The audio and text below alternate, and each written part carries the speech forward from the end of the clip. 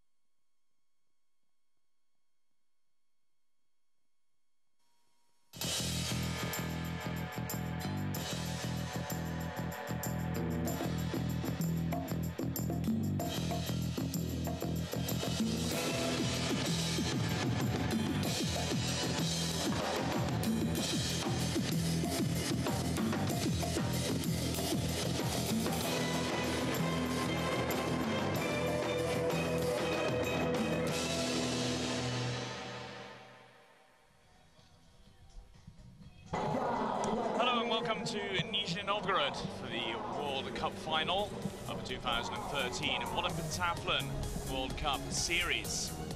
We had the men's event on Saturday, which was won by Valentin Prad. We had the women's event on Friday, which was won by Viktoria Tereshchuk. And now it's the turn of the combined event, the mixed event, featuring 12 nations. And of course, we'll start with the fencing. Well, there's the Hungarian pair, Adam Marosi and Ganeshi. Been very successful so far this season, won in Palm Springs and last time out in their home event in Budapest. Well, Adam Marosi was in fine form yesterday. Started 16th going into the combines, but managed to come back to gain a very creditable third place. Going for a very ritual of Hakuna Matata before each bout. And what a fine pair they are. I know, on paper they really, you would think they might be one of the favourites, especially after Adam's performance yesterday. And I know that poor Layla had a pretty horrendous journey here on the way for her competition, but she's had a couple of days to acclimatise now and will have been resting, ready for this mixed relay today. Well, joining me, of course, is Heva Fell, former silver medalist from the Beijing Olympics. Marosi getting yet another victory. And they were well placed after the fencing in second place. And we can join the Latvian pair now of Jelena Rublievska and Denise Tchaikovskis. Oh, Jelena Rublievska, 37 years old. How does she keep on doing this? I don't know. I mean, she's got a child who's now a teenager, I think, and you just wouldn't know, would you? She just comes in, season out. She's just always kind of consistent, and her performances, don't sort of go up and down that much, but fencing is definitely her strong point. Yeah, and same with Tchaikovskis, I would say. Yeah. Both very good accomplishments. I mean, obviously some of the boys today we're going to see will have had a very hard competition yesterday. I actually saw Dennis out for a jog yesterday after his competition and doing a 10K to recover, ready for today. Well, this is going to be a very strong pairing, I think. Pavel Tymoshenko and Viktoria Tereshchuk both have won World Cup events this season. Tereshchuk obviously winning here in the women's events, Tymoshenko winning in Chengdu. I think the Ukrainians, I mean, they've been such a surprise this season. Yeah, I mean, they are now no longer the surprise, are they? So they are almost expected to do well. And when you put the fact that the girls and the boys are doing well individually, put them together, we should see some strong performances. But slightly disappointing fencing results. I mean, 24 victories out of possible 44. I think perhaps we might have been hoping for a bit better. Yeah, I mean, Tereshchuk, her fence, she is one that doesn't necessarily need a really strong fence, but maybe in this relay format, they do need something a little bit more, a bit higher on the board. Well, Donata Rimshaite and Dichkov from Russia. Roman Dichkov, a youngster. I mean, I saw his performance in Hungary. Good fence, very, very solid swimmer. But unfortunately, when it came down to the riding, that's really when he came unstuck. Rimshaite, obviously, we know a lot about her. Very seasoned athlete, came from Lithuania to compete for Russia. But obviously, Russia were hoping for a home win, I suppose, on home soil, but they haven't had one yet. Yes, it's interesting to see they haven't put in we were talking about yesterday how they've got so many strong men and they haven't used any of those. So whether they're really focusing on this mixed relay or, he is the strong in this format, we'll soon see.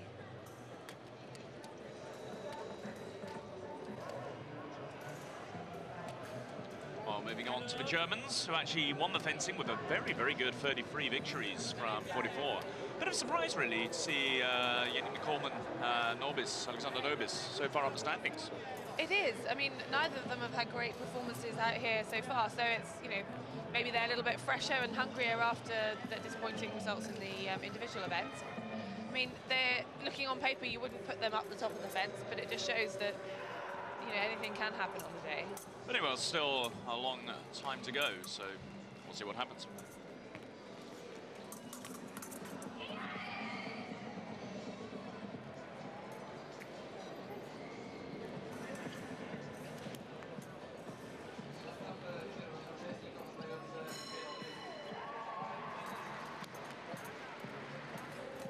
Great to see close up just how technical it is, really, the fencing. It is, and it's quite difficult to see if you're not, you don't have the trained eye for fencing, because it is such small, minute moves that when they happen so fast, and if you blink at the wrong time. Incredible in fencing call today. What's your secret? Today we was very fast with the hands and the legs, and right from the beginning we had a good feeling, good moment, and especially against the not so strong team we make the points, and at the end we had a great run for the finish. Yeah, that's. Some national teams decide not to compete in mixed relay, but you always compete. But is it really important type of competition for you? Yeah, because we want that the mix become Olympic part, and so we want to make our point for the way to the Olympics, that the mix become a part of the Olympics. So yeah. What's your prediction for the rest of the day? Yeah, First place after fencing. Yeah, keep going. Yeah. Step by Yeah, step. we hope we have a good swim now and a good ride, and then we see what happens in the combine. Thanks so much. Good luck. So that was Alexander Nobis and Janina Coleman, who are on top after fencing. Well, way out in front, really, with 33 victories from possible 44. The Latvians in second. Russia looking for a first victory on home soil. Anatolim Shaitia and Roman Dichkov. So, after fencing, we can move to the swimming pool. 2 heats in all. And we can pick the action up with the first heats. Japanese perhaps wants to look out for. Very, very strong in the pool, I think. Yeah, they're ones that we don't know so much about, I don't think, and so we're not sure what to expect to see from them in the pool. Well, obviously the Germans going well after that very good fence.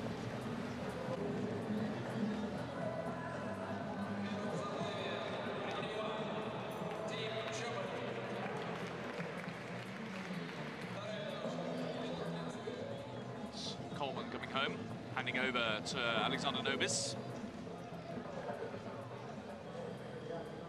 Strong swimmer.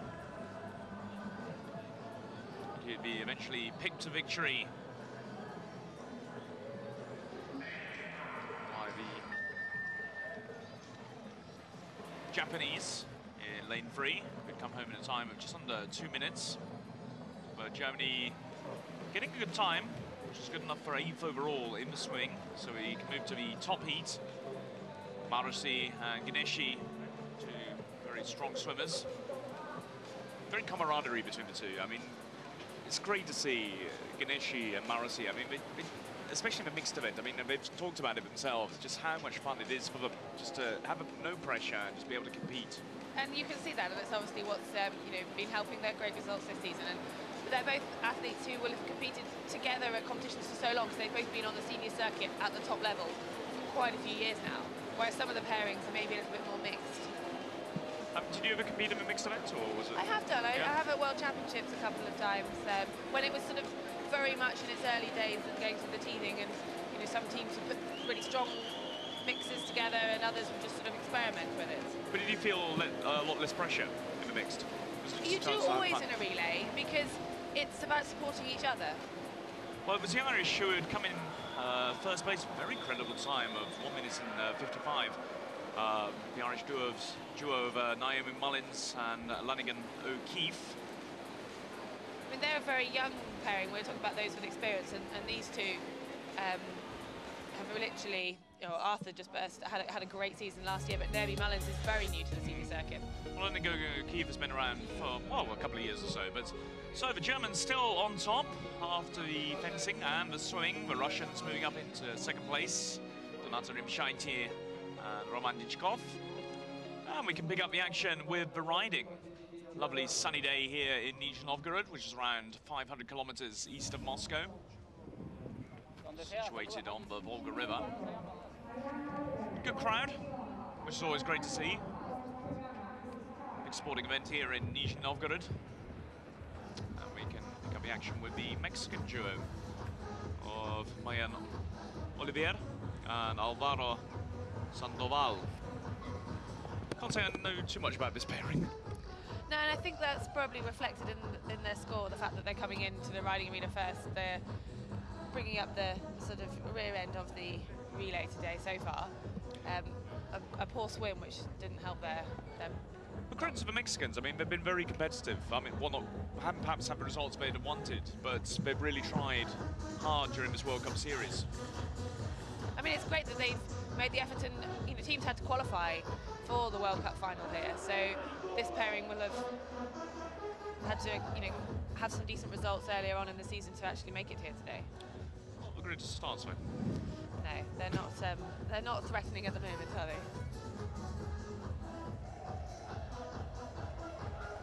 Bit around second time, but already 30 seconds on the clock. And that first refusal. And lockdown.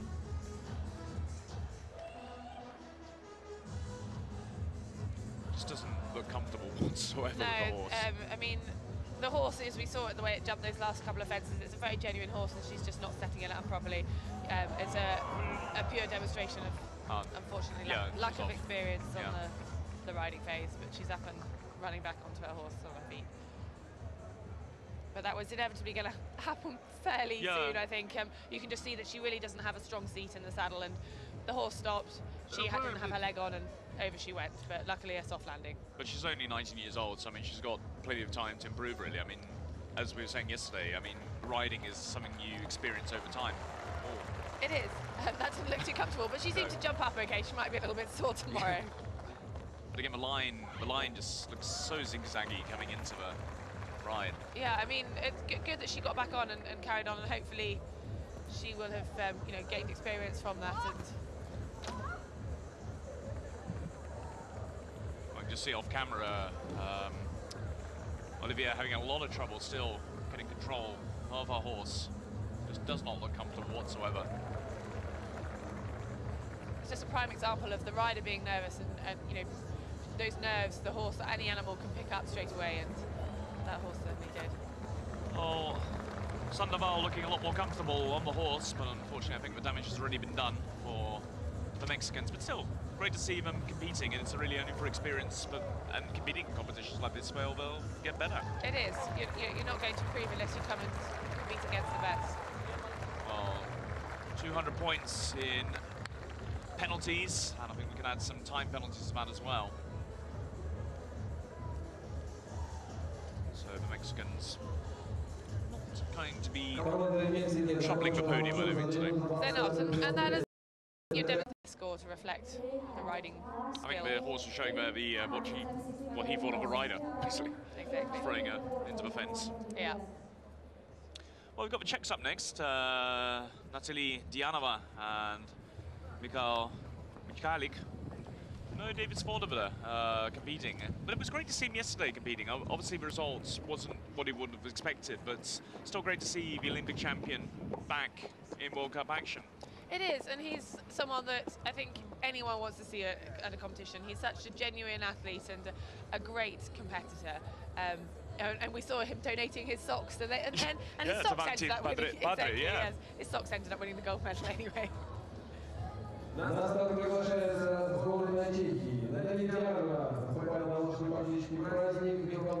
Dianova to get us underway. But a disappointing result nonetheless for Svoboda, coming home in 24th place overall. I mean, he hasn't really had the impact that I think everyone would have expected. I mean, reigning Olympic champion. I mean, for you, was it a big shock that he did come away with the gold? No, not at all. No? And in Beijing, I mean, he was one of the favourites going into Beijing, and it all went incredibly wrong in the riding. And as I said, he's one of the nicest athletes on the circuit that I think, all the Brits, other than our British boys, we wanted Svoboda to win. And I was doing the commentary for it, and I was struggling to contain my excitement. And he has been thereabouts for so long, and I think, he really was the right athlete on the day and deserved that win. And I don't think it was that unexpected. But do you think it's difficult for him? I mean, you probably competed in non-Olympic years or the year after Olympics. Is it kind of like a hangover almost? Well, I know that, I've seen various pictures on Facebook and things that David has been making the most of his medal, and that's what you need to do, especially in a sport like pentathlon. You're not going to, get that much commercial interest apart from once you have the Olympic medal and that short time afterwards. And good for him, he's been making the most of that. And I expect training has taken a second back seat, and it'll be interesting to see if he's going to put that behind him and really focus on Worlds, or if he's sort of just taking this year as a bit of fun. But you know, he's earned that right, and why not? Let's go back to the action. Disappointment though, the Czechs are having a great round. That refusal costing him a bit of time. Just got the approach completely wrong, and another knockdown to hand to man, unfortunately. Yeah, he's looking a little bit all over the place here. Weight is not quite in the right position. Yeah, and completely wrong approach to defence. Cliff spans barrier, but it stays on. So Czechs coming home in a time of 1 minute 27.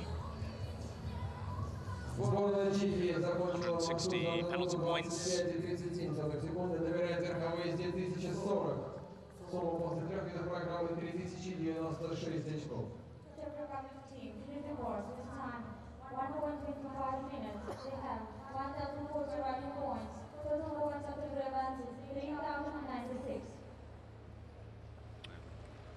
Oh, he did well to get over that fence. I mean, he did well to stay on yeah. as well. I mean, it was his fault for the poor approach that he had to deal with that, but well recovered. So, moving on to the Japanese pairing of Shino Yamanaka and Tomoya Miguchi. Japan, something of really, I don't think they've progressed as much say as the Koreans have in modern pentathlon. Something really of an unknown quantity, I'd say. Yes, I mean, we've obviously seen the Asian countries starting to really develop, but as you say, Japan have not been leading that development, maybe. Well, they were 11th up for fencing, slightly disappointing. 16 victories from what's about 44. Good swim though. Came home in 7th place overall after swimming in a time of just under 2 minutes. It's going to be Yamanaka to get us underway, riding Rockwell.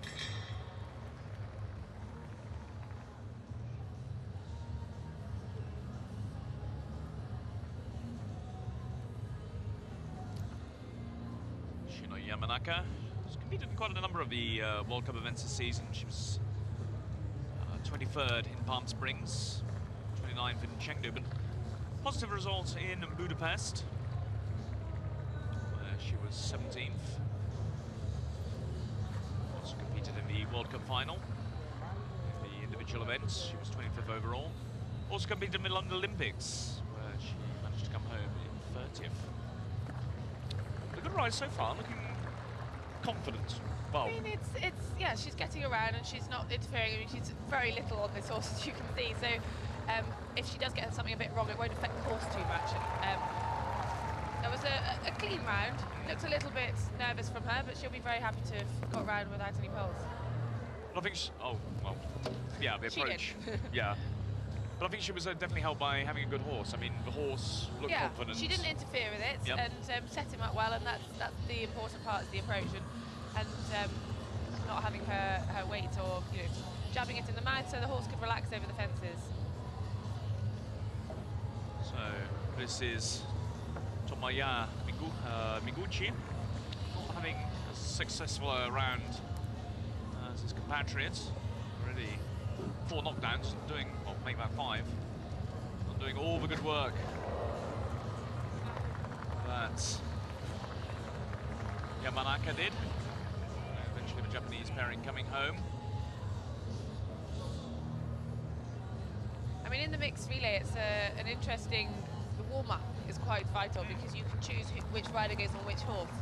And if you've got a weaker rider, you'll try and put them on the easier horse, but it's often hard to judge that in the warm-up, and you don't obviously have that long. So there'll be a lot of discussions going on in the warm-up of how best to approach the riding. Right, so move on to the Argentine pairing of Pamela Zapata and Emmanuel Zapata. Again, the Argentines, a bit like the Mexicans, really haven't made too much of an impact recently in modern pentathlon. But again, learning for experience, and good to see the siblings out here. It is, and I mean, they hosted Junior Worlds just a couple of years ago, so I'm sure that would have helped boost maybe the youth coming through in Argentina. Seeing a World Championships on their home ground will hopefully have helped the grassroots, and we might well see some more of these athletes coming through in the future. But certainly, I mean, well, equestrian has a strong history in Argentina. I mean, for instance, polo is yes, very... I mean, from this demonstration, it's not No. clear, but they're definitely a riding nation, and they've some amazing horses come from that country, and it's, as you mentioned, the polo world is huge in Argentina. Yep. Actually, Pamela Zapata having quite a few problems. Yes, it looks like maybe she wasn't brought up in one of those horsey backgrounds. She clatters into that fence, and There was no attempt to see a stride or to set the horse up for those fences. She just pointed it and kept kicking, and hence that's why she went forwards, but there was no help with the horse. she got a bit lucky there. I mean, the approach, yeah, and I suppose that was bound to happen, really. Yes, I mean, the approach is vital, and you didn't really have one there. It might be second time. So, up next, Belarus. Tatiana Yelizarova and Roman Pinchuk. Yelizarova, what we saw 2 days ago in the women's individual, very good fencer. She actually won the women's individual event. And they would come home 7th in the fencing overall, 9th in the swimming, which was good enough for 8th place overall.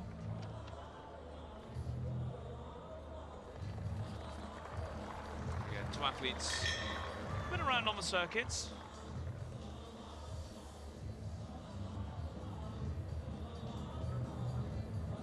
It's going to be Yelizarova to get us underway.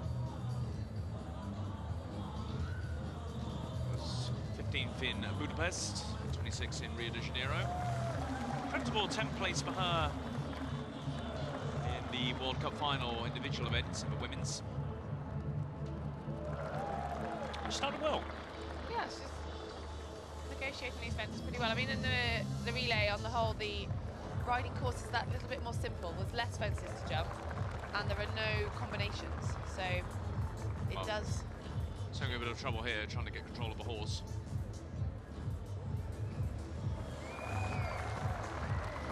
Some enthusiastic crowd for the Belarusians out there. She hands over to Pinchuk. Quite upright in the saddle. Yes, no, I was worried about, as I saw them come in and saw him waiting in the warm-up area, looking very nervous. So you can see his hands are really quite high, and he's almost using the reins to balance himself, which could end up in him coming unstuck. But the horse seems very genuine so far, and it's helping him out considerably. Sure. Absolutely, because I mean, it's a very interesting point you make about holding the reins, because I mean, it's literally you're controlling a horse for its mouth, and if you're controlling a horse for its mouth, it's not exactly very comfortable for the horse. And I mean, he's trying to balance through that. You can see that his body position is all over the place, and he's almost. But the horse, he let it free over the fence, so as a result, he didn't actually take too many pulls. Well, not the greatest ride for the Belarusians.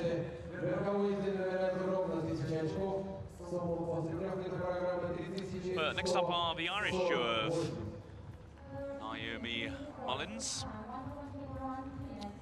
Have you come across so much? Or I know of the family name actually, because they've competed in Pony Club Tetrathon and have been very successful at Pony Club level. So it will be for her, the fencing is the event that she's taken up last, and it's the one that she'll be working the hardest on. But as a result, she's probably doing a little bit less on the riding side, because that's something that she wouldn't be brought up with. The Irish have actually had success. I mean, I think in Palm Springs they were second or third, as I remember. But really a sport which is trying to develop, I think. No, they had a great result from Palm Springs, and I think that was a different pairing. We had Natalia Coyle competing in that one, but it's nice to see them giving the experience to a younger athlete today. What a great round. I mean, she's really doing well so far. Oh, famous last words. Spoke a little too soon, but nicely over the last end. Yeah, and you can see, I mean, that background, as you're saying, competing in a pony club, she looks very confident. Yes, I mean, that horse was quite strong for her, but she managed well.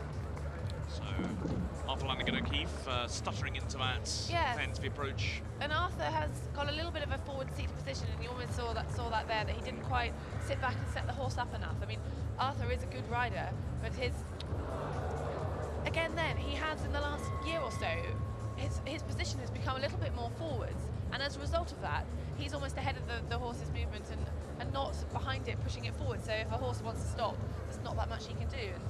And I'm afraid to say that was, I think, from his setup to the fence. But I mean, as a modern pentathlete, I mean, he would have come from a riding background. I mean, when you obviously want to try and improve different disciplines, so how much of a risk do you take? It is all about weighing it up and working out what you need to work on. And I know, occasionally I have a bad ride, but riding is one of my stronger events, and as a result of that, riding definitely takes the least amount of my training, and I focus on the other sports which I find that have more room for improvement. So I'm sure that could well be why we've seen Arthur's riding skill drop a little bit in the last year or so. Absolutely, but it's all about weighing up the percentages. But a disappointing run for. So from O'Keefe, I mean, good rider, but I mean, he really undid all because his compatriots, Naomi Mullins, actually had a very good ride. She did, and it'll be interesting to know if in the warm-up they decided to put Arthur on the more difficult horse, or if it was just the way that once he got in here that he didn't quite click with it, because he was just not riding as strongly as he's capable of. Oh, Koreans up next, Mina Yong, Jinhwa Jung. Well, Jinhwa had a fantastic individual event where he was very high up going into the combined, but unfortunately combined not really his strongest event. The bronze medalist from the last World Championships in Rome. He finished 8th last time out. His compatriots, Mina Yong. She was 14th overall. Very young athletes, Mina Yong.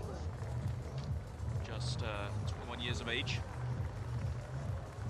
He's had some very good results so far on the tour. 13th in Budapest, 14th in Chengdu. An athlete that you've come across much, or? I can't say on the women's circuit that the Koreans have yet been noticed. I think when we start seeing them consistently in the top 10, then they'll really be making their mark. But I think something that's really impressed me about the Koreans over the World Cup series has been their riding. They really have been very consistent. Well, Mina going clear here and having over her compatriot Jinhwa Jung in a very good position. Jinhwa, as I said, has been very good over this World Cup series in the riding event. It's combined, not the strongest, but looking very confident. Yes, I mean, that was a hairy start. Yeah. Oh my. He's almost just fallen off. I mean, having a lot of trouble keeping control of a horse, but it just shows what an impact the horse makes. And it really is kind of a lottery in a way. It is. I mean, obviously yesterday he had a very nice horse, and this horse was good. It was just a little bit more exuberant maybe than some, and jumped a little bit more, elaborately. And as a result of that, he wasn't quite with it. And I mean, other than coming, separating from his horse, the actual jumping, it was clearing the fences. So it just shows that the horses here are genuine and want to keep going, even if the rider is just clinging on top. Yeah, I mean, we discussed it. I think this is a good set of horses, which really does test out the rider's ability, because the horses are prepared to jump, but they need. There's not much they can do if the rider decides to go out the front door. Exactly.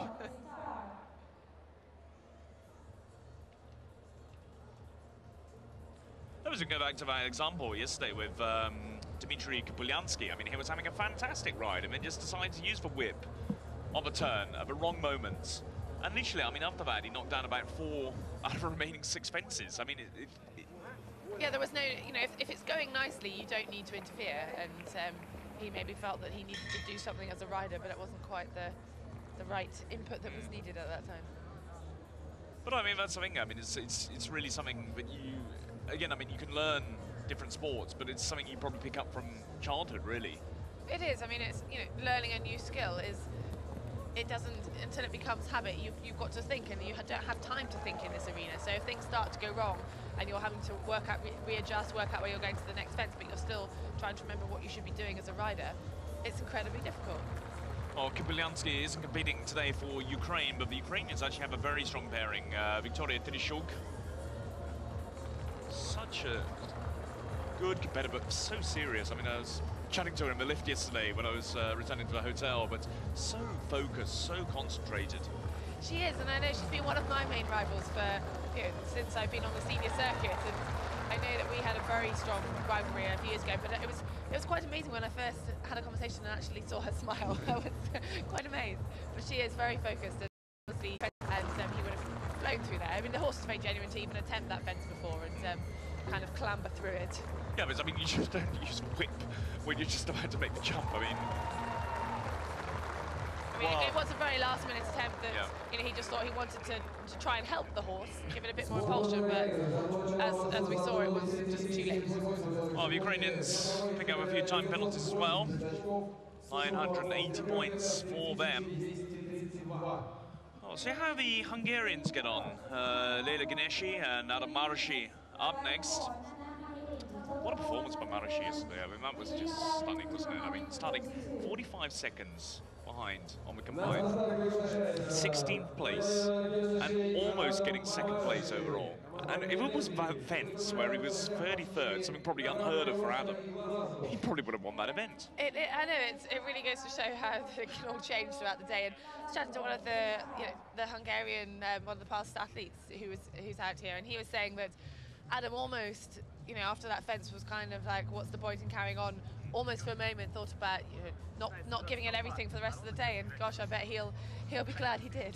Because that's the thing. I mean, had it not been for just some sensational shooting from Valentin Prad yesterday, I mean, his final 3 shoots, he was getting away in 10 seconds. Had it been sort of 15 seconds, I mean, there's a great possibility that Marosi could have won. But I mean, unfortunately, Prad didn't give anyone really a chance. But just got to show, I mean, compete to the end. It really is, and that's what's so great about our sport. You know, you do not know what is going to happen until you cross that finish line, and it makes it so exciting to watch as well. Well, Leila Ganeshi getting us underway. These two have had a lot of... The all-girls or all-boys relays, you can chop and change the order, and sometimes you might put the weaker rider last so that you've got a good score on the board to start with. Other theories are get the weaker ones out first so that they get their nerves out of the way. Well, Marosi eventually coming home. Well, no knockdowns, but 4 refusals.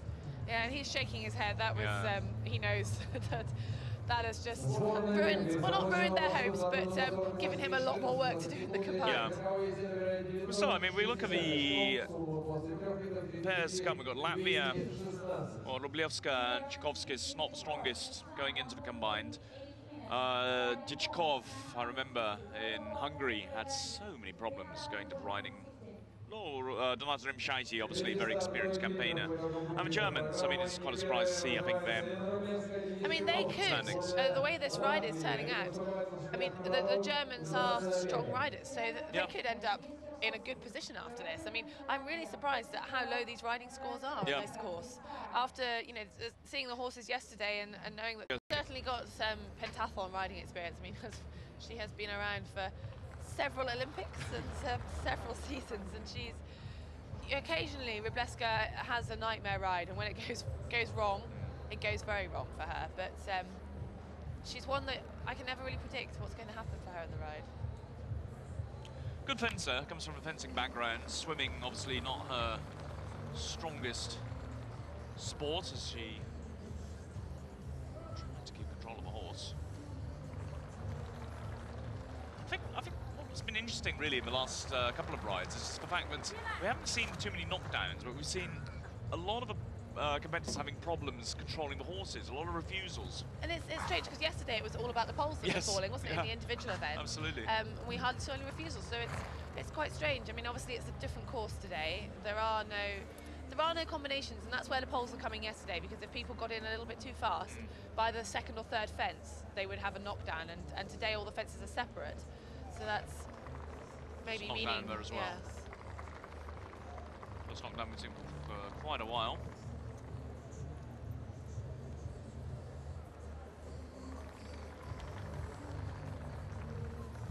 But in the scheme of things, it's actually turning into a very good round for the Latvians. I mean, 1,120 points, well, without any time penalties. I mean, that could turn out to be a competitive score the way things are going. You wouldn't have thought so at the beginning of the day. 1,100, creditable. Right, well, home pairing up next, the naturalized Russian, Donata Rimshaiti, originally from Lithuania, now competing for Russia. Roman Dechkov, very new to the modern pentathlon scene, Dechkov. Big round of applause, as you might expect from the home crowd.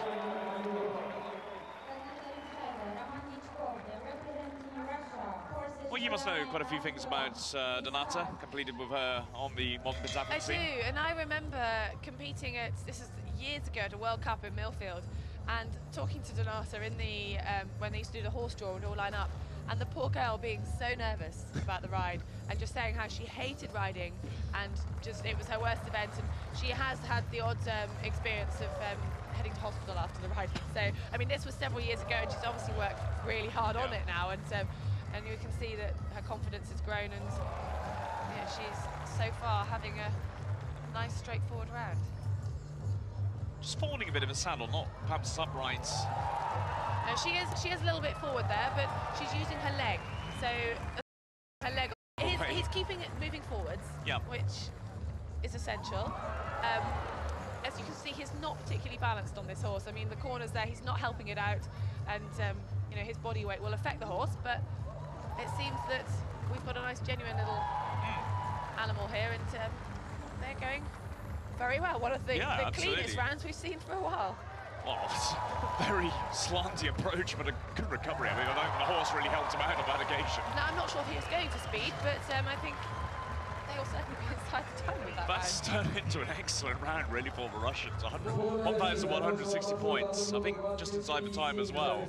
And in the scheme of things, they could well be in first place. The Germans will not have enjoyed watching that round if they have been. That's great round for the Russians, and the crowd are loving it as well. Absolutely. I mean, they've been starved of home success. They had to watch their near rivals, Ukraine, victorious in the women's event. Had big hopes of Ilya Frolov going into the men's combined, but unfortunately Frolov, hampered by a poor ride, wasn't able to get victory, which went to Valentin Prad of France, but a 20-year-old who really is a rising star in the world of modern pentathlon. So, final pairing, Janine Nobis and Janine Coleman and Alexander Nobis up next. That's an interesting pairing here, because we've obviously, these two horses are quite different in size, and we've got very tall, long-legged Alex Nobis on the sort of more pony-type horse, and Janine on this long horse who's going first, and it's obviously what they thought would suit best to each rider. Oh, well clear on that fence. And we saw this horse go several times, twice yesterday and the day before, and it's, I think from what I can remember, he was quite a genuine horse, and he's just, look at him, you can see he's quite happy, just going around at his own pace. Janine's not interfering, and make the horse do the work. Yeah, making this nice and smooth, and that's what it should look like. It should look effortless, and they are making it look very easy at the moment. Oh. Again, spoke too soon. It was a good round initially from Koilman, but had a few problems towards the end of the course, handing over to Alexander Nobis. Germany already down in second place behind the Russians. Yes, I mean, Alex just had a bit of a ropey start there, but he's managed to get things moving a little bit. Okay. I mean, that ropey start, he, at the first fence, had a few problems, and that's just come to show again that he didn't manage to sort it out in time for this parallel, where you need a little bit more momentum and a little bit more impulsion that he didn't quite have, but better second time. If he'd ridden it like that the first time, he would have had no problems. I mean, when the course changes, I mean, you'd have been used to the course, for instance, for the individual events.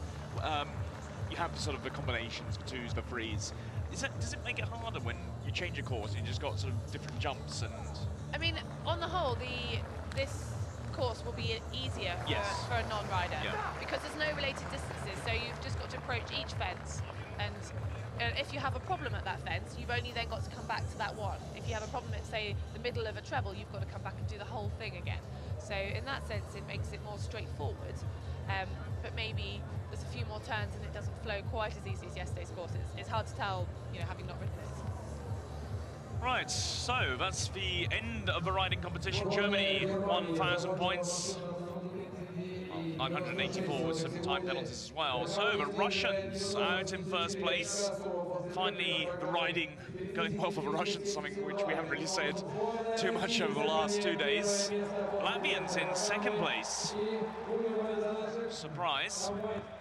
Perhaps Germany dropping down into third, the Koreans in fourth. Marashi and Ganeshi way down. They're going to start almost a minute 10 behind the Russians. Do you think 1 minute and 5 can Tereshuk make that up, or do you think that is too much? It'll be interesting to see. I mean, she will have had an extra day to recover, having competed on Friday, but she obviously gave 100% for her gold medal winning performance on Friday, and it would have taken a bit out of her legs. But this is a shorter run, and she has a lot of speed, so over the short distances, Tereshuk is strong, and it'll be interesting to see how much she can close. So just confirmation, Russians leading the riding with a score of 1,160 points. It's quite staggering, really. I mean, apart from the Latvians and the Russians, no one actually managed to get over 1,100. It's poor, isn't it? Yeah. I'm really surprised at that. It was, yeah, very surprising, as I say, and also the fact that it wasn't so many as the poles that were going. There were quite a lot of refusals and runouts just from poor approaches. Okay, well, that's all from us for the moment. We'll be back in around half an hour or so for a recap of today's events, finishing with the combined events, so stay tuned.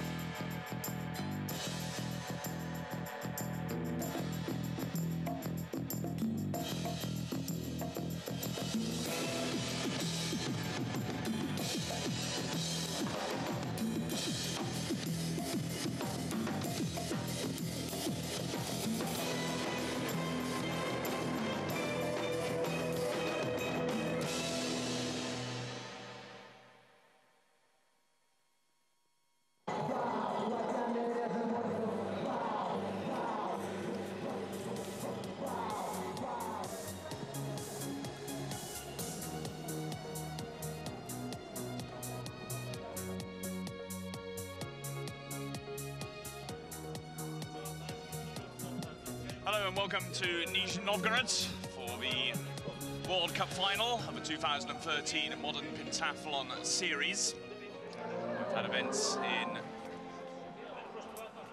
Palm Springs, Rio de Janeiro, Chengdu in China, and Budapest in Hungary, and then we now move to Nizhny Novgorod. We've had the men's event yesterday, which was won by Valentin Prad, the women's event, which was won by Victoria Tereshchuk, and now it's the time of the mixed relay, featuring 12 nations, starting with the fencing. Well, I mean, when you come into competition, I mean, the fencing, it's probably the most enduring event of all the five, really. It is, and for the actual athletes, it takes the longest. I mean, obviously the riding takes a while as a spectator, but you're only on the horse for a short time. So for the fencing, it's about the concentration factor. You've got to be physically on the ball, but also mentally.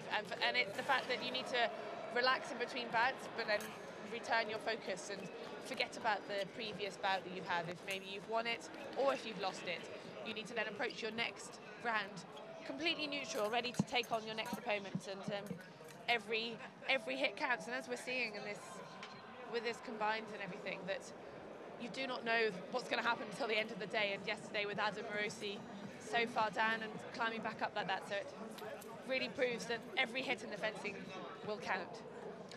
Yeah, we can pick up the action with the Latvian pairing. Shikovskis and Jelena Rublievska, probably one of the most experienced pairs on the circuit. They are. I mean, been around a long time, but also winning medals a long time. Yep. And we saw just Tereshchuk winning a gold only 2 days ago, and she'll be on a high from that. Absolutely. No doubt. I mean, she's had an absolutely stunning season, winning in Palm Springs, where she overcame a deficit, I think, of about 30 seconds going into the combined. And Tymoshenko as well. I mean, a lot of things said about the Ukrainian women, and rightly so. Buryak winning 2 events, Tereshchuk winning 2 events. But let's not forget about Pavel Tymoshenko. I mean, he won in Chengdu, and it was really quite a surprise. It was, but then he was having a strong day yesterday, and it just didn't quite finish as well as it had started for him. So this could be a strong pairing to look out for. Absolutely, yeah, certainly a pairing to look out for. Going into the latter stages of this competition. But now moving to the Russians, Donata Rimshaitia and Roman Dichkov. Big gap in experience really between the two. Everyone, well, Rimshaitia, girl, I think everyone really knows about. Dichkov, just in the start of his career, competed in his first ever World Cup event last time out in Budapest, where he came home 25th, was actually in a very good position going into the riding. Unfortunately, his riding skills, well, as you'd expect for a newcomer, not the best. It's an interesting pairing. I mean, it's throwing him in at the deep end. Home crowd will be really hoping that he can perform. And you know, there are so many strong men in Russia, so it's very hard for a younger guy like him to actually get the experience, and this will be great for him. Yeah, I did hear that the Russians actually did have quite a few injury problems. I mean, Lisun had a problem with his leg, Frolov had a problem with his heel, so that's the reason they're not competing. And good chance for Dichkov. Well, we saw the Hungarians there briefly. Disappointing perhaps result for them overall. Well, one really would have been expected him to be a bit higher up after the fence, where they would eventually finish in 5th with just 23 victories from possible 44. There's a German pairing, first overall, and quite a surprise, one would have thought. I mean, they'll be extremely pleased with this result. It's not an event that they're necessarily expecting to come out top on. Great to see it up close, though, just to see the technique. It is, and it's often very difficult to watch as a spectator. There's so much going on, and it's such small movements, but so fast. Well, we can hear shortly from Alex Nobis and Janine Coleman. See what they have to say after their 33 victories from 44. You were incredible in fencing hall today. What's your secret? Today we was very fast with the hands and the legs, and right from the beginning we had a good feeling, good moment, and especially against the not so strong team we make the points, and at the end we had a great run for the finish. Yeah, that's Some national teams decide not to compete in mixed relay, but you always compete. But is it really important type of competition for you? Yeah, because yeah, we want that the mix become Olympic part, and so we want to make our point for the way to the Olympics, that the mix become a part of the Olympics. So yeah. What's your prediction for the rest of the day? Yeah, First place after fencing. Yeah, keep going. Huh? Step by Yeah, we step. hope we have a good swim now and a good ride, and then we see what happens in the combine. Thanks so much. Good luck. So, just confirmation of the results from the fencing. The Germans out on top with a big lead. 33 victories from possible 34. The Latvians, Tchaikovskis and Rublevska, probably the most experienced pairing in this competition. In second with 29 victories overall. The Russians, Rimshaite and Dichkov in third. So we can now move to the swimming pool. Just 12 nations competing overall. So 2 heats. It's the weaker heats, featuring the leaders, Germany, after the fence. Some Japanese ones to look out for as well. Bit of a shame not to see the British competing. I mean, why is that? I mean, we've seen Jamie Cook competing so well. I mean, we've got some strong women as well. We've got an abundance Yeah. of women, and it's a bit frustrating because we have so many athletes who want to compete, and we did see earlier in the year when they gave a couple of the younger athletes a chance in one of the previous World Cups, but unfortunately, having competed in the mixed relay in only one World Cup, they didn't actually qualify a team for this, because this event, all these athletes will have actually qualified. And I think it's something moving forwards that the Brits are looking to change. With this hopefully becoming an Olympic event, we'll certainly be wanting to try and get another medal there. Well, it would be the Japanese who'd come home in first place. Germany neck and neck with Belarus really for second. Germans just getting there in front. The Japanese in a time of just under 2 minutes, I think.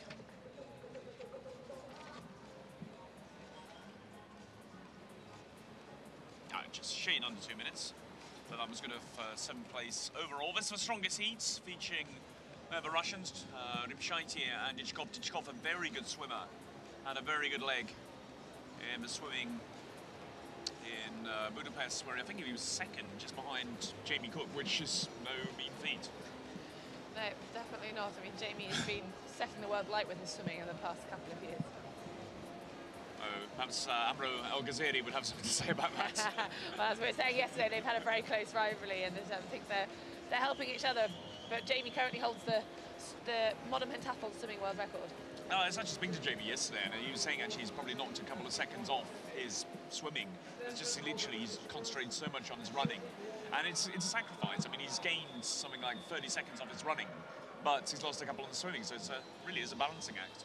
It is, and in the swimming, a couple of seconds, that's 24 points in the individual. 30 seconds in the running is a lot more than that. So, after the swim, the Germans are out on top. Janine Kollmann and Alex Nobis. Strong swim from them. Maintaining their position, they were 8th overall. But a very good swim by the Irish, Arthur Lanigan O'Keefe and Nadine Mullins. And we can join the Irish actually with the riding, and 2 very strong riders from riding backgrounds. Yes, we'll be hoping to see, maybe one of the first, maybe a full point round today, because the riding has been a little bit lower than the results we've seen so far. And these 2 have both come up through the pony club ranks. So riding, I'm sure they would agree, would be maybe their strongest event. That's Naomi Mullins to get us underway on Gladys. Arthur Lanigan O'Keefe will be on a course called Fialka. But a good confident start by Mullins, showing her pony club background, as you so helpfully pointed out. Yes, I mean, she is so far clear, and it's going fairly smoothly. Just clipped that rail. Spoil what had been a very good round as she hands over to Arthur Lanigan O'Keefe. decent start, Yes, I mean, but Arthur... falling over in the saddle, I think, just a touch. I mean, he got in a little bit close there and was a little bit ahead of the movement. He's just slightly forward in his Yeah. seat. And he did have quite a bad ride last year over in China, and we saw that, just again then, when he's just a little bit almost ahead of the movement and not really pushing the horse forwards, and that resulted in that refusal then. Well, time for Lanigan and O'Keefe to try and compose himself. Does this stoppage actually help the riders? I mean, just when the clock stops, just to let them compose themselves. I mean, it'll give him time to quickly reflect on what he did wrong, and also it gives him a little bit more time to set up properly. Because if you haven't knocked the fence down, you're still rushing against the clock, whereas there he's had time to recompose and really, get a decent approach to that fence. Oh, perhaps a disappointing round, really, for the Irish. 1,000 points, 5 knockdowns overall. And this would have been certainly a discipline that they've been looking to try and boost themselves going into combined, so... I think they'll be very disappointed with that. And I think we can probably say Irish hopes of a medal pretty much finished, unfortunately. It is, but I mean, it's still a great experience for them, and for Naomi to compete on this level, it'll be invaluable experience for her.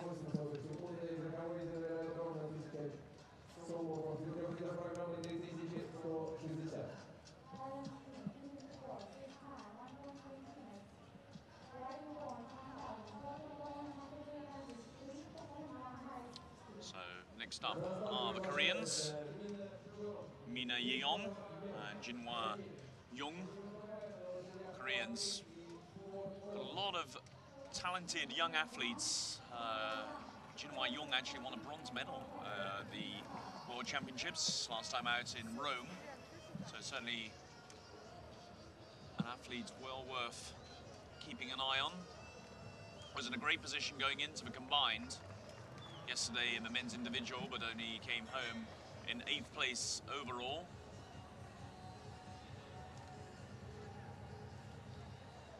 She had a very good ride. It's Mina Yeong to get us underway. Good confidence up, I think. Yeah, nice. It's very essential in the relay when you're starting from that box, you're going away from the other horse, that sometimes you can find your horse might be hanging back towards its partner, and you've really got to ride those first couple of fences strongly to get you out and away on the course. And once you've had a good start, it then makes the rest of the course much easier.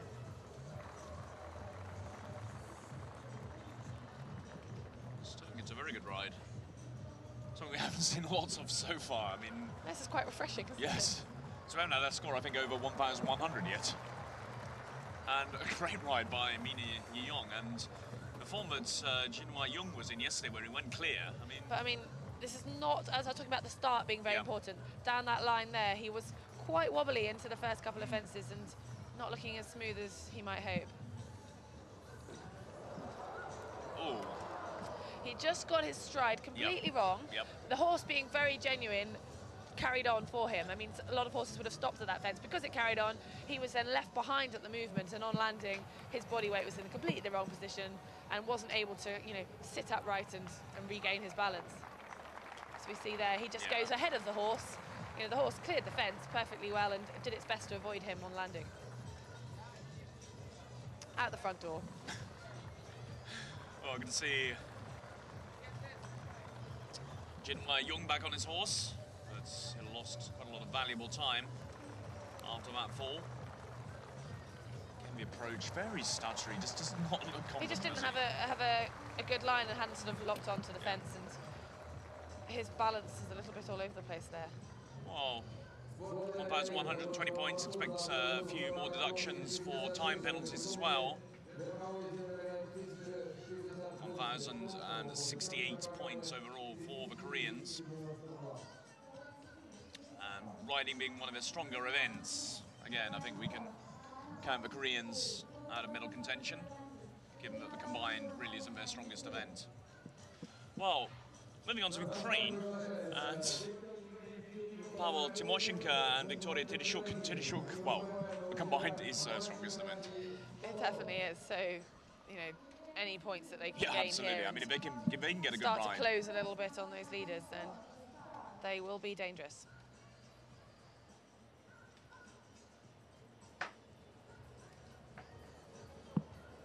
I mean, we're talking briefly about, well, we're just looking at poor Jinhwa Young completely falling off his horse. It's did well to get back on. It's been a bit of pain. I'm not surprised. I think No. the horse did catch him, unfortunately. And I mean, horses naturally do their best to avoid, but that horse had no option. You know, he was literally fell under its legs and did its best not to hurt him. Tori Tereshuk, I mean, how good is her riding? I mean, She's a strong athlete and she has a strong leg, so she'll keep the horse going forwards. I mean, when she has problems, she isn't so good at adapting to it because riding isn't something that she's come from, but as long as she has that good approach, she doesn't interfere with the horse, so if she's setting it up properly, there should be no problem. Tereshuk going well so far. So she looks overly confident. I mean, she's effective here. Yeah. Had that one pole down, but she's got a good contact, she's keeping a good rhythm going, and she's folding with the horse over the fence so that allowing it to jump without touching the poles, apart from Well, that that's one. a good ride. I mean, in the scheme of things, she turns out, well, Tymoshenko, I was saying, He's struggling to get that line Yes. there, wasn't he? Yeah. You can see him wiggling down between those two fences and just not quite looking as smooth as his teammate Tereshuk in her round. sort of zigzagging almost into the fences. I mean, it's not the kind of approach you're looking for. It's- Yeah. And he's going to struggle now. He's still trying, but far too late. Yeah, I mean, you just don't use the whip literally about a second before you're about to I make mean, the jump. yeah, then he had to take his hands off the reins, so Yeah. he had no No control real whatsoever. control. He should have used, if he needed to use the whip, he should have used it on the corner, coming into the fence before that. But then again, as we saw yesterday with Kapulyansky, he used the whip on the turn.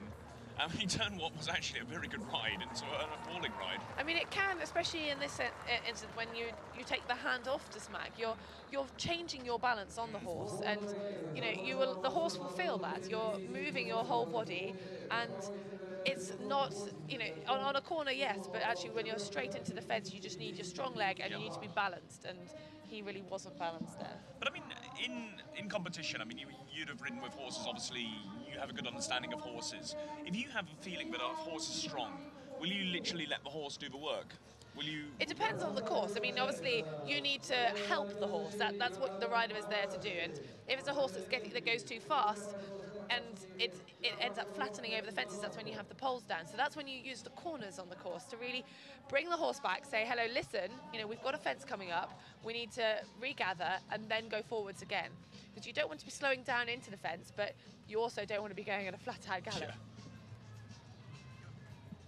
And I think that's the other thing. I mean, we've seen the riders who've pretty much gone clear during this event. They've pretty much got the time bang on. I mean, yesterday the time was 1:09, I think, for the men.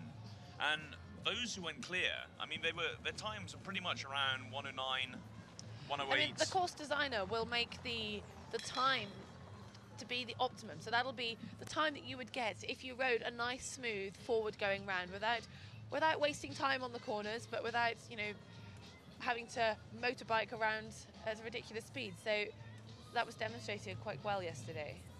Well, we can pick up the action with the Hungarians, Lila Ganeshi, and the Hungarians have had a lot of success in the mixed relay during this World Cup series.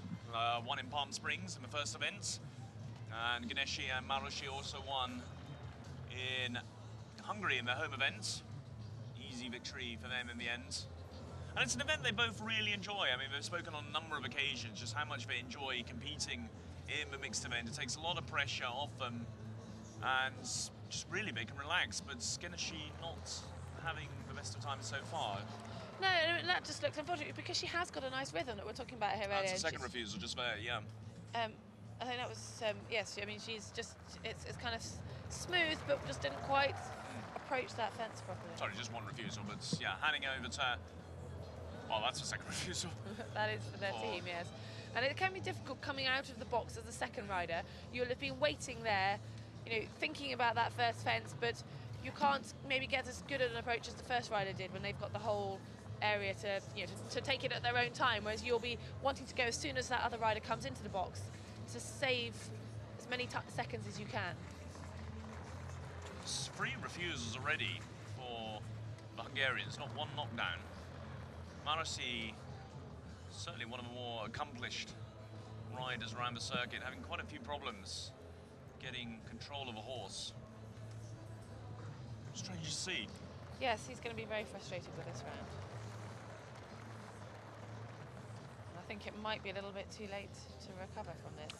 Well, never say never. You remember Marasi yesterday in the going into the combined 16 place, 45 seconds. That is very true, and it'll be interesting to see how much that has taken out of his legs today when we get to the combined event. Well, we've got quite a few time penalties as well to add to the Hungarian score. 960. Yeah, that's not been way down the standings, and they're almost over a minute off the current leaders, Germany.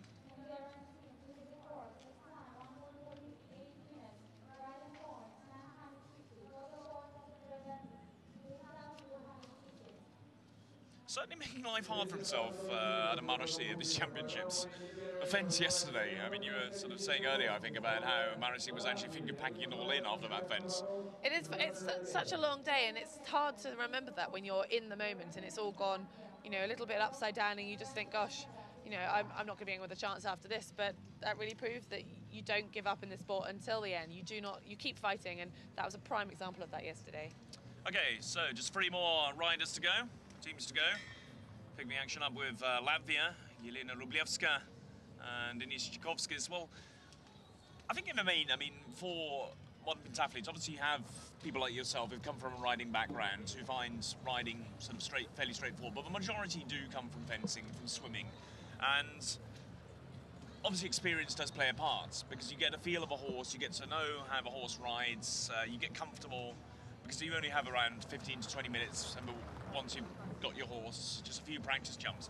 So someone like Rublievska, who's 37 years old, I mean, well, I was going to say experience helps, but... Yes, I mean, she will have had a lot of experience with this style of riding, and that can be an advantage over some riders because, on the whole, people from riding background might well have been brought up with 1 or 2 horses that they have ridden for the last few years, and they will have got used to that pairing. Whereas Rublievska will be used to always getting on a strange horse, and she will have learned over her pentathlon career of how to adapt and, you know, put that into practice. So, in some ways, this is a very specific type of riding, and she should have, you know, gained a lot of experience in this style.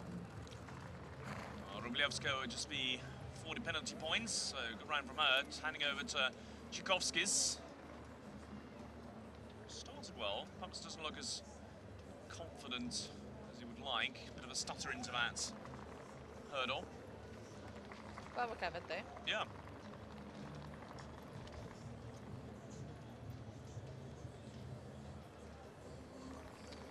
Well over that fence. And actually, in the scheme of things, the way things have gone today, that's actually a very, very good ride. I think it was the first ride over 1,100 points. And you can tell by their reaction, yeah. They know that that's a good ride. Yeah, you can see the high five there. More than happy with the third event. How does Rublievska keep on going? I mean, 37 years old. I mean, what's the motivation to keep on going and going and going? I think for her in Latvia, she's in the army, and you know it's a good career that financially obviously keeps her stable, and she enjoys the sport, and it's her life. You know, she's done it for such a long time. It is her job, I suppose. And I suppose in a lot of the former Soviet countries, say like Latvia, Ukraine, Russia, a lot of athletes do come from an army background, and I suppose that really does help because you get free training. You're allowed to sort of. I mean, it's brilliant. I mean, if they've started off in the forces, and then you know you get to do a sport that you love. For why stop if that's, you know, if it's brings in the income in those countries, if the setup, if the support is there, and you know she's managed to have a family around it, and which is quite often why female athletes do retire. You know, she's done that and she's come back, and this obviously works for her. Well, the big cheer, of course, on each fence cleared is because the Russians are on the course. Donata Rimshaitia, the naturalized Russian from Lithuania.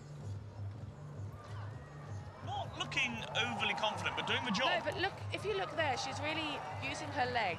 So the horse maybe backed off slightly and she got the stride a little bit wrong, but as long as she's got a strong leg on, and these horses are genuine here, that, you know, That's it a was great recovery. a terrible approach, Yeah. but she kept it moving forwards, and given half the chance, that horse would not have got over that fence, but she didn't give it that chance.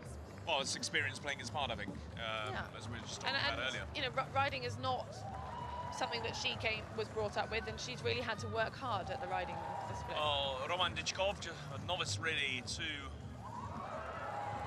senior modern pentathlon, had a nightmare round in the riding last time out in Budapest, where he was really in contention. Very good swimmer. I think he was second going into the riding, but scored, I think, under 1,000 points. But he's again a bit like Rimshaiti, not looking confident, but doing the job. And I would expect this must be the easier horse of the pairing. They would have put him on the easier one, being the weaker rider, and that horse certainly was keen to jump and helped him around there. A great result, I mean, in the scheme of things. I mean, we just seen the Latvians, the only ones to go over 1,100 points. Russia with a score of 1,160. That's going to put them well in contention. No time penalties whatsoever, and hopefully for fans, they might have a home victory.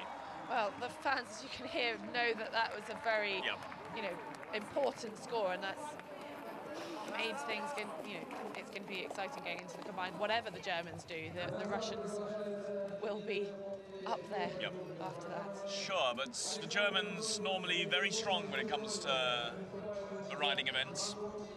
It is an event, that they will certainly be, you know, hoping to maybe just come back with only, you know, dropping 1 or 2 penalties, because it is an event that they're stronger in, and they've had a great competition today. A better fence than maybe they would have expected, so now's their chance to really shine.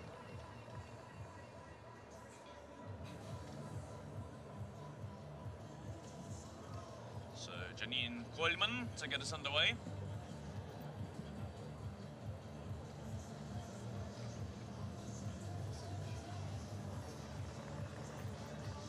Nice start. Yeah, we saw this horse go yesterday, and he was a very genuine looking animal, and he's just got that nice sort of relaxed rhythm, and this is a very sort of relaxing round to watch at the moment. Very smooth. He is quite a long horse, and you can see there his stride's quite long, and I think that was a result. She didn't quite sit back in between the related distance of those 2 fences and got a little bit close, hence taking that pole. And maybe then just lost, you know, once she got that 1 pole, it then seemed to just get it all a little bit wrong for Janine. She's handed over to Alex Nobis. Very likeable guy on the circuits. He is. I mean, speaks very good English and is very friendly. But things are going a bit array for him at the moment. Yeah, I mean, he could have done with riding forwards like he is now, approaching that fence the first time. We'll see if the second time any better. He's lost a lot of time as well. He did take a large circle after that, and that's quite difficult. You know, you want to, if you've had a stop, you need to really make sure that your approach the second time round is decent, but you also know that the time will be ticking, and you've got to try and make as tight a circle as you can, being able to get a decent approach for the fence. The Germans dropping down into second place already. Well, going to pick up a few time penalties probably as well, but 5 knockdowns and refusals overall, so that's 200 points off their score, and dropping now down to 3rd position behind the Russians, Rimshaiti and Dichkov, the Latvians, Elena Rublievska and Denis Tchaikovskis.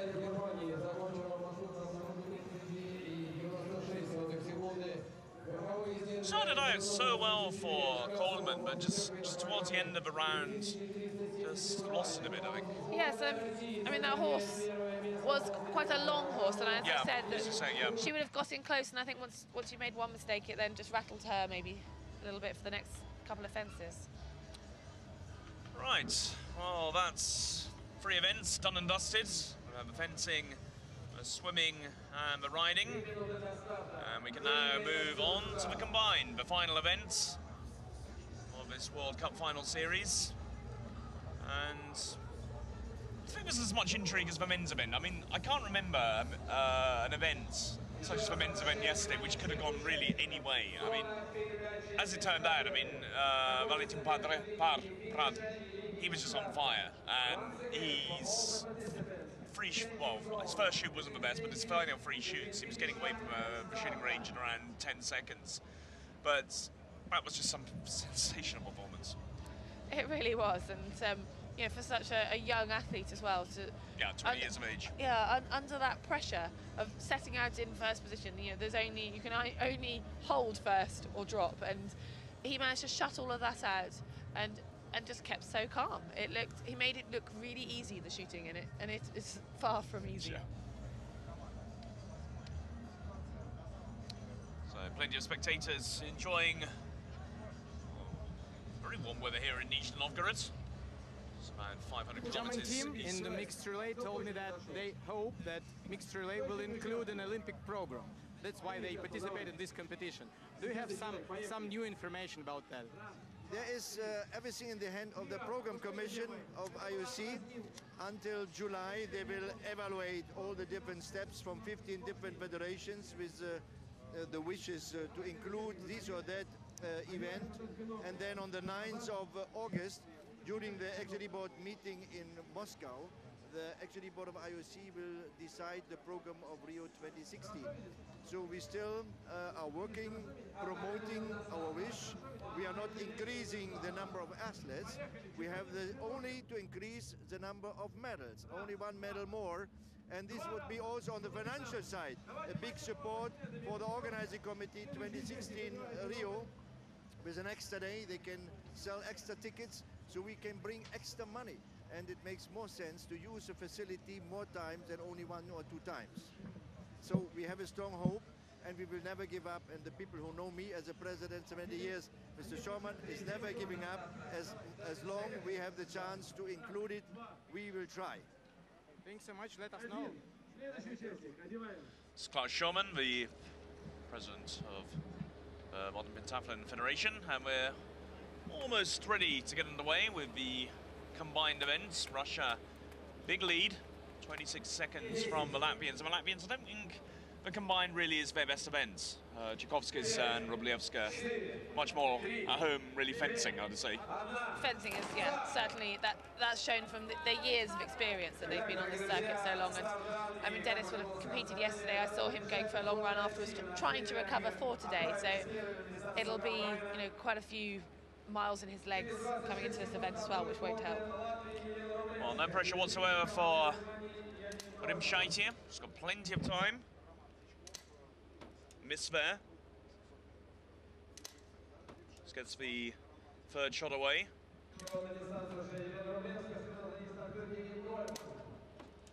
As Rublievska comes into the shooting range. And away, just a shade under 20 seconds. Donata Rimshaitia. Must be a great confidence boost when you have so much time starting off in the lead, when you know your rivals are just arriving pretty much as you're getting your last shot away. It is, but when you've got someone shooting, you know, half the speed you are, absolutely. I mean, we're just seeing, you can still see that gap can quickly close, and when you're passing on to another member of your team as well, you know that it's still as vitally important that you shoot as fast as you can. But Rublievska not the strongest of runners, and just trying to see Rimshaitia out of the corner of my eye, and she's got a lead probably of around 150 meters, I'd say, at the moment. She's already coming down the back straight.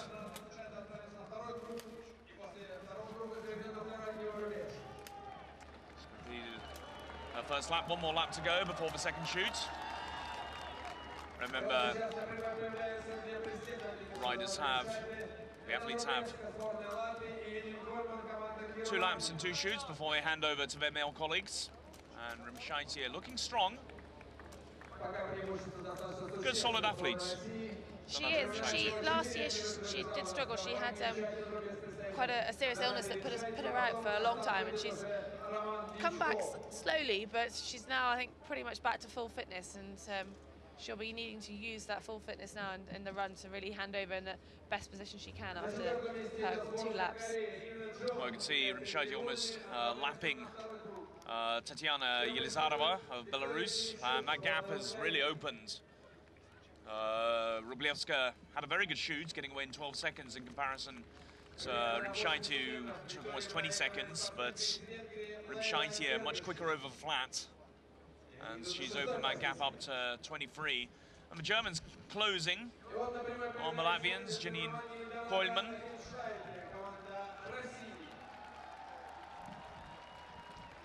Rimshaiti coming into the second shoot, just around 100 meters or so to go. Koilman and Rublievska neck and neck at the moment. And here comes Rimshaiti for her second shoot again. Plenty of time, got a lot of time to play with. Hungarians, unfortunately, and the Ukrainians really out of contention.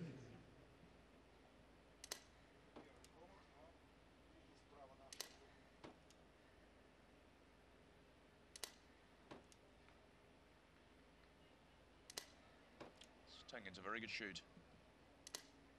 Excellent from Rimshaiti. Hear the roar of the crowd in appreciation. And she's going to hand over to Roman Dichkov and give him a very big advantage. You come across Roman Dichkov at all? I hadn't, no. He's definitely a new name on the scene as far as I'm aware, and he'll be very glad of having this big lead going into his combined event. Yeah, I mean, Dichkov, he made his World Cup debut last time out in Hungary. Very good swimmer. He pushed James Cook pretty much all the way, which is no mean feat. I mean, he finished second behind Cook, which shows, I mean, he's a very good swimmer. It looks like he might well be one to watch, and they're a strong pairing today with Donato, and he's going to hope to maintain that lead, because that will, we're talking about the fact that, yes, he won't be, he'll be setting off with plenty in hand, but he'll definitely be feeling the pressure. It's a home crowd, and it's now all up to him. We're going to see the Russians are wearing the same jerseys today. They got in a bit of trouble last time out in Budapest, as they were wearing different jerseys, and actually managed, I think they were disqualified in the end. It is very strict on things like that within the relay, and it's often the men's kit is different to the women's kit, so it's something that you have to coordinate before the competition.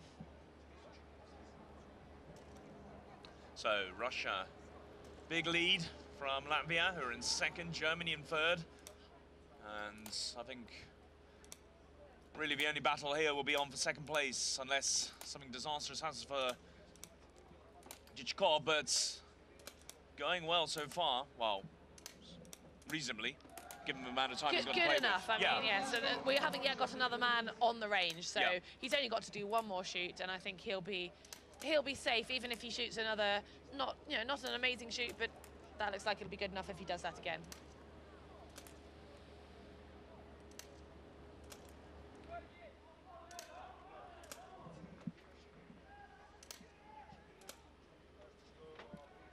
I don't know what's happened here.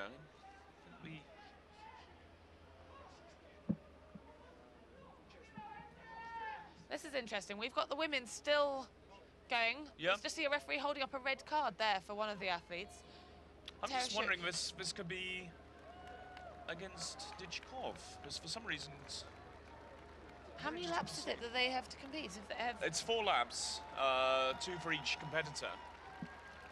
Well, Dichkov is still going. This referee has been holding up a few red cards to the girl athletes that are going past, and it looks like there's a lot of confusion on the on the ground here as to actually what is going on. There's obviously either somebody who's done too many laps or someone who hasn't done enough. Well, no, because I mean, certainly the Russian.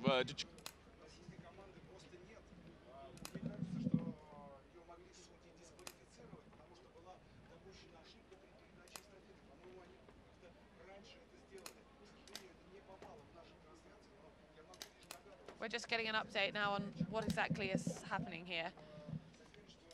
Well, I think the Russians have actually been disqualified, which I can only think was Dichkov on the shooting range, because I mean everything seemed to be absolutely fine, but Well, I'm a little bit confused by the fact that the girls were going for a lot longer than the boys, and whether they somehow, maybe Donata missed a section of the running. I think that maybe she came in 1 lap too soon. yeah.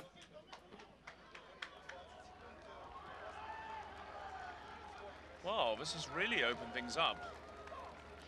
You can hear that there's a lot of confusion. The crowd have gone a little bit quiet, Yeah. and they're not really sure what is happening here.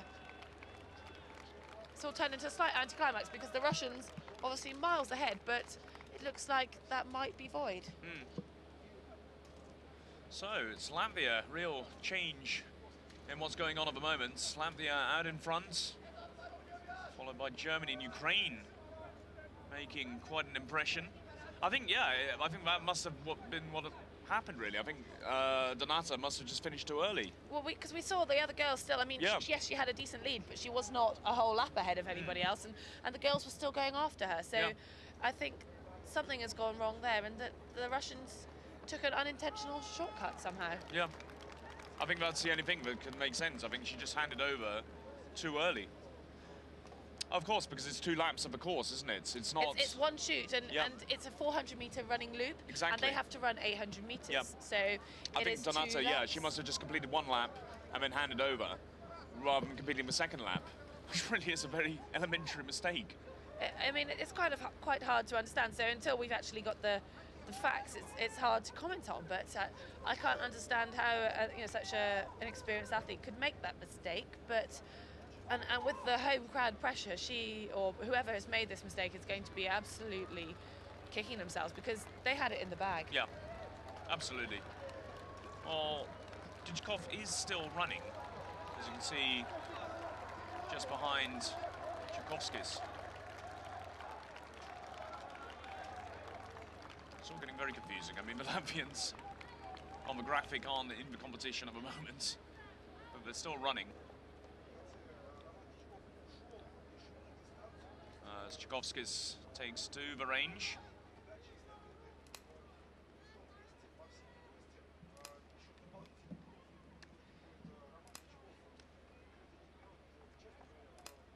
Germany and Ukraine pretty much neck and neck. Obviously, Timoshuk making up a lot of ground.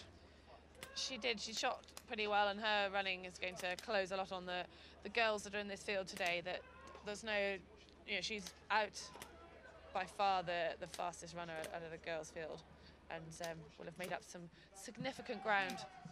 But it's Germany now. It's Latvia in the lead. Germany's still on the range.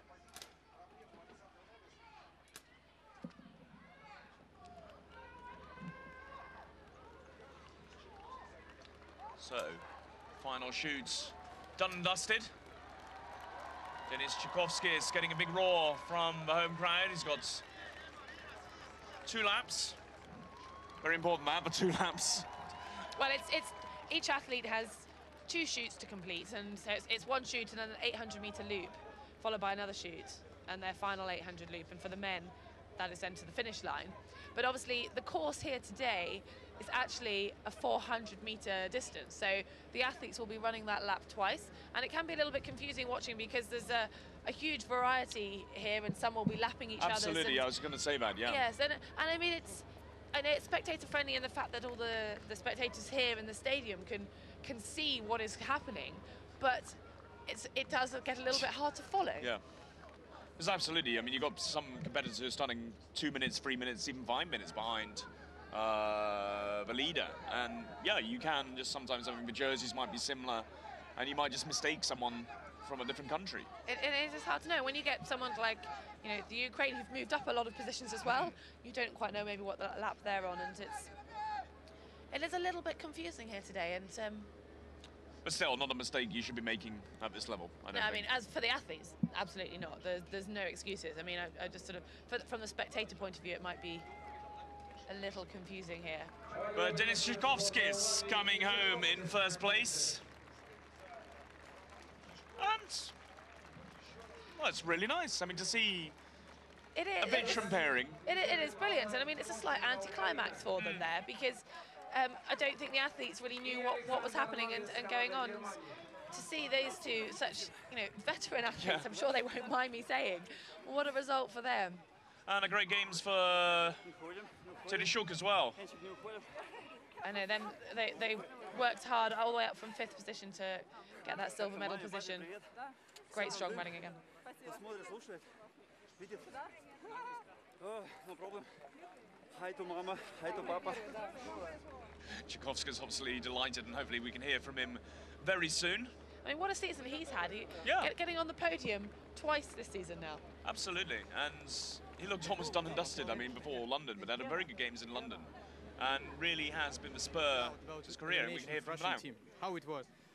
It was really surprised, really unexpectedly. And in the beginning, I even saw maybe I have to run also. And one judge even said me this, "Go, Dennis." But I decided no. I will wait till the real Lena will come after the next lap. How did it affect on you during the distance? I don't know. It was still scary during the whole distance for me. I don't know what about Lena, but let's say, of course, it makes things different and easier. But no wrong emotions about that, but win is a win. Winning is the winning. What's wrong? Like, it's all about competition. I'm happy, but I don't happy for Russia team, for Russia country. I'm sorry. Yeah, I'm sorry. For sure, in this case, it's all mistake. But of course, it's a little bit different fight, kind of fight. Okay, thanks so much. Congratulations. Thank you. So, Donato Rimshaitia and Roman Dichkov in a very solemn mood. It was going so well for them. It was really their competition to lose, and it was such a simple mistake. It actually just took quite a lot of time to actually realise what had gone on. It's amazing how it has happened. I mean, Yeah. they will have coaches out on the course who will be shouting at them, telling them the time that they have behind, and it's. You would think that they would kind of be cheering the athletes and encouraging Donata that keep running, giving her that energy she needs for her second lap. So it's amazing that how she got the vibe that it was time to finish, and how you can miscount. It's not like there's numerous laps. It's only the 2 laps, and of an 800 meters, you would know if you'd only done half of that. Your legs would be telling you that's exactly, and you just have in your mind, don't you? I mean, you psychologically sort of. How it was? For me, it's so surprised. When I run for third place, and then Victoria told me that we're second. So we're good. It's good, maybe good. Oh, no, not good that Russian eliminated, but it's good that we have a medal place today. You spend your attention on the situation during the distance. I know about the situation when I to give him He gave like touch in the back touch, and when he is go, and after him to speak with Elena Rublevska, and she told me about this situation. There was some situations that Latvia team, some judge said, "Hey, Latvia, go! You miss your change." But then we decided that one more lap. I don't know, because they have so big job before, and this relaxed situation for them. They know that they're winning this today, and too much relax. Did you remember such situation in combine before? No, about one lap miss, because of running course. Actually, in many competitions, it's 2 laps or different shape of course, and here 2 laps for leader and not leader, we run together, and this is, I think, mistake of organizer, and that's why they. When I'm running in individual competition, and every time I'm not mistake. I'm 1 laps running or 2, and every time what I'm doing. Okay. Thanks so much. So Tymoshenko and his teammate Victoria Tereshchuk giving their opinions on what's happened. They're very disappointed. Donato Rimshaitia looking on at the video. I mean, just have a look here. I mean, that was their handover from what Donata thought was her final lap of her running. And but I mean, she's getting the. It's really difficult to who to blame here? I mean, why is Didchkov running onto the track? Has he miscalculated? They or? will have communicated Yeah. between them, and she reached out. You know, Donata was handing over to him. There was no doubt about that. She thought that it was his turn to run. He didn't look like he was that ready. So maybe it was Donata saying, "Come on, look, you know, get ready, go." And it's seeming like it was Donata Mrzaitis. You know, she might be the one that made that call. But still, you've got coaches. I mean, the coaches must take some of the blame as well. I mean, well, there's going to be. I wouldn't want to be in the Russian camp right now. Is all no, I mean say. the Russian camp wasn't a great place to be yesterday either. I mean, with failures of Lisun and Frolov and Karyakin to make much of an impact, it's amazing, and we, you know, like we say that you don't know what's going to happen until the end. But actually, I thought this today was going to be one of those when we actually did know what was going to happen going into the combined event. With such a massive lead, home crowd, both you know, strong athletes. The result really was written. Well, I hope you've enjoyed the 3 days of competition from the World Cup final in Nizhny Novgorod. From me, Richard Van Poortvliet. And myself, Heather Fell. Goodbye for now, and thank you for joining us. Goodbye. Goodbye.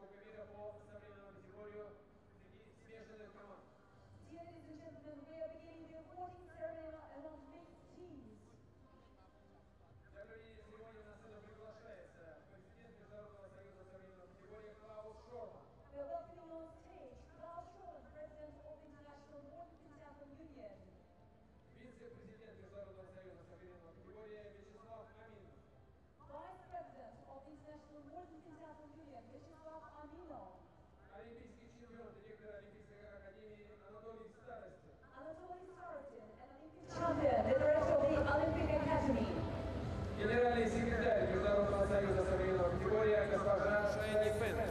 Secretary General of the International Modern Pentathlon Union, Feni Feng. Член исполкома Международного союза современного пятиборья Андреас Заднепровскис. A member of the Executive Committee of the International Modern Pentathlon Union, Andreas Zadneprovskis. Спортивный директор Олимпийского комитета Венгрии László Fabian. László Fabian, Sports Director of the Olympic Committee of Hungary. Спортивный директор Международного союза современного пятиборья János Pécsök. Sports Director of the International Modern Pentathlon Union, János Pécsök. А также председатель комитета тренеров Международного союза современного пятиборья Семи Авад. Semi Avad, Head of the Judges Committee of the International Modern Pentathlon Union. Третье место в финале Кубка мира по современному пятиборью завоевала команда Германии в составе Александр Нобис, Янин Кольман. The third place in the World Cup final goes to the German national team, Alexander Nobitz and Janin Kalman. Награждение за третье место проводят Андреас Заднепровскис, László Fabian и János Pécsök. The awarding ceremony is held by Andreas Zadneprovskis, László Fabian and János Pécsök.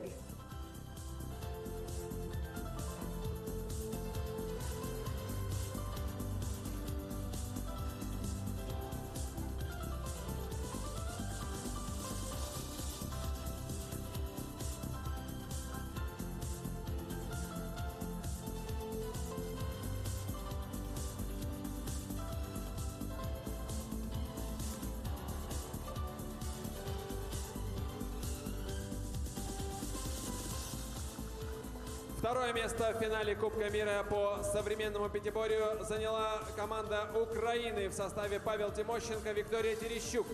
The second place in the World Cup final goes to the Ukrainian team, Pavel Timoshenko and Victoria Tereshchuk. Welcome. Награждение за второе место проводят Вячеслав Аминов, Шайни Фэнг и János Pécsök. The awarding ceremony is held by Vyacheslav Aminov, Shane Feng and János Pécsök.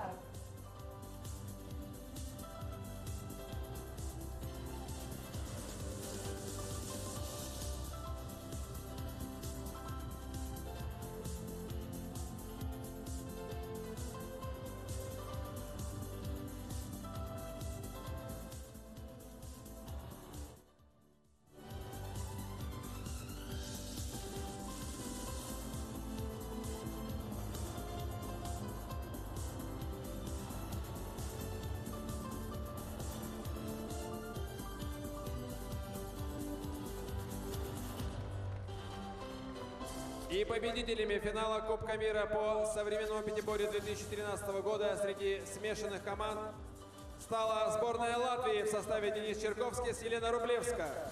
And the absolute winners are the team from Latvia, Denis Cherkovskis and Elena Rublevska. Latvia, welcome. Награждение за первое место проводят Клаус Шорман, Анатолий Старостин и János Pécsök. The awarding ceremony is held by Klaus Schormann, Anatoly Starostin and János Pécsök.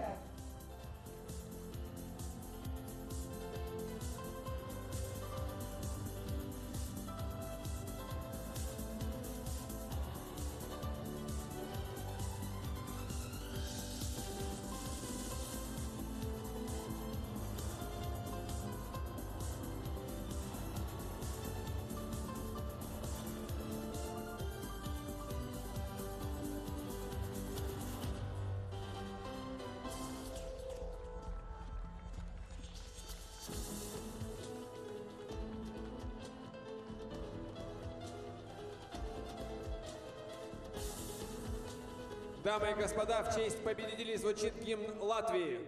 Dear ladies and gentlemen, the anthem of Latvia.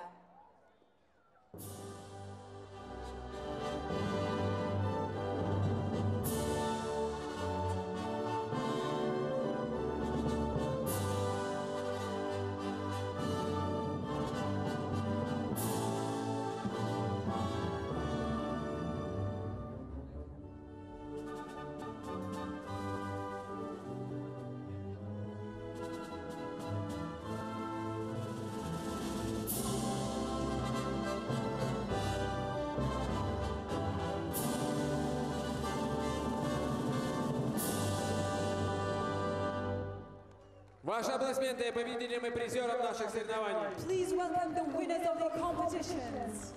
Мы также награждаем сегодня лучшего тренера. Им стал личный тренер сборной Латвии Елена Рублевская и Дениса Черковскиса Михаил Ефременко. The best coach today is Mikhail Ефременко, the Latvian national team.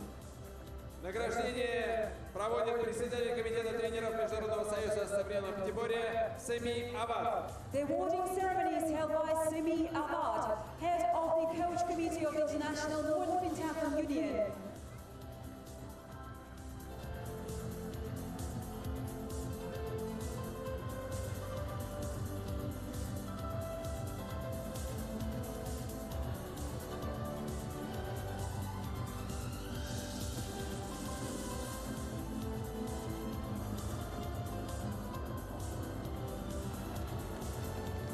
Ваши аплодисменты! Please welcome the winners. Дорогие друзья, подходит завершение финал Кубка мира по современному пятиборью в Нижнем Новгороде. И впереди для вас торжественная церемония закрытия соревнований. Спасибо огромное, уважаемые друзья. Мы благодарим всех участников, благодарим наших официальных гостей, просим спуститься в зал. Подборные аплодисменты всех зрителей. We're asking the honored guests to kindly come to the audience and take their seats. Thank you very much. Мы вместе с вами стали свидетелями последней на сегодняшний день награждения, церемонии награждения лучших из лучших Кубка мира по пятиборью. Dear friends, we're witnessing the awarding ceremony, the best of the best for this World Cup final in modern pentathlon in Nizhny Novgorod. Мы надеемся, все эти 3 дня вам понравилось, дорогие зрители, уважаемые болельщики и уважаемые участники. Ура! Ура! И еще раз ура! Каждому из вас!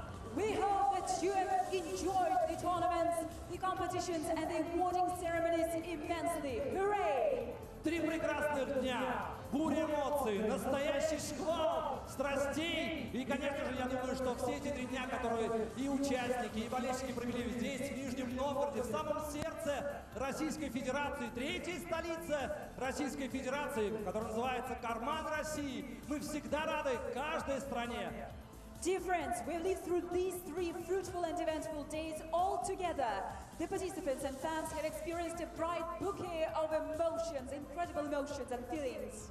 Впервые в Нижнем Новгороде состоялся крупнейший чемпионат по одному из самых сложных видов спортивного состязания – современному пятиборью. For the first time, Nizhny Novgorod has hosted such a large-scale, tremendous sports event on the grand scale as one of the most difficult sports, modern pentathlon. Мы, все нижегородцы, очень гордимся этим. И, конечно же, надеемся, что вы всегда с теплом будете вспоминать наш город, наш гостеприимный город и его прекрасных жителей.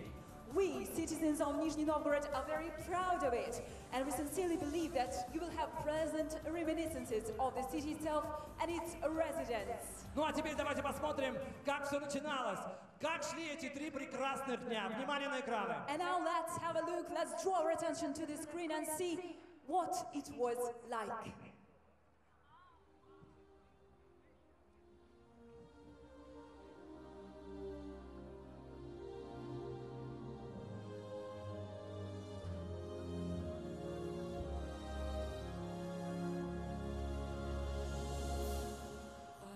My dues, time after time, I've done my sentence, but committed no crime, and bad mistakes, I've made a few, I've had my share.